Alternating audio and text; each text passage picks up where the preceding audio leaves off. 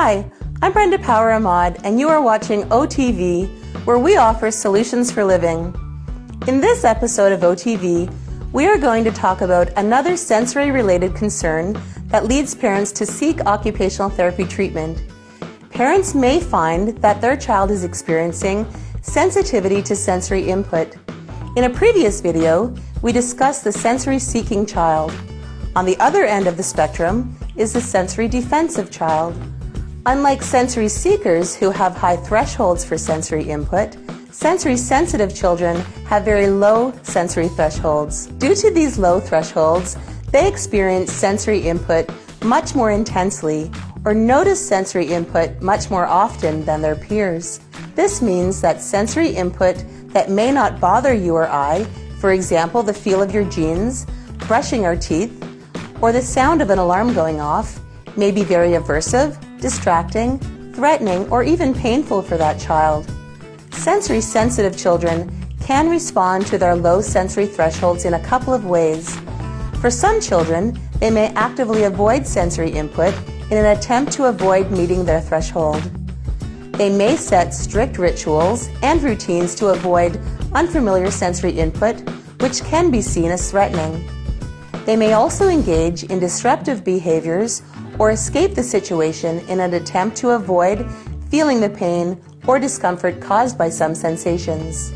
Other children may demonstrate less active attempts to avoid sensory input. Although these children do not actively avoid the situation, they are constantly bombarded with sensory input as they notice it much more than others. They may appear distracted, hyperactive, or have difficulty focusing, as their attention is constantly being diverted to a new sensory stimulus in the environment. Sensory sensitivity is not to be confused with normal selectivity of children. For example, it is not uncommon for a child to dislike going to the dentist or to cover their ears in a noisy environment. Ask yourself, how much is the sensitivity negatively impacting my child's daily routine and functioning?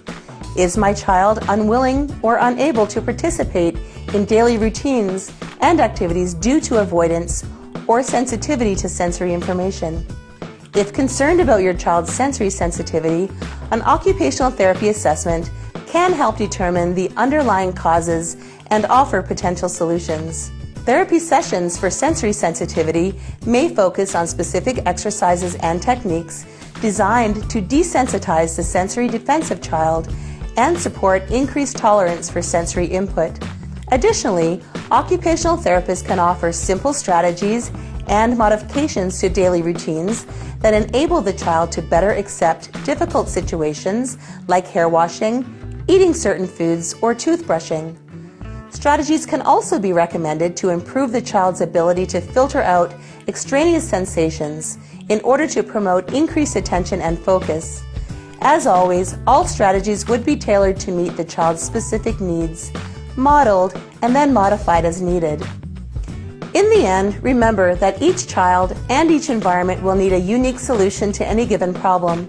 Seek the services of an occupational therapist if your child needs some extra help. Well, that concludes this episode of OTV. Remember, OT's know stuff.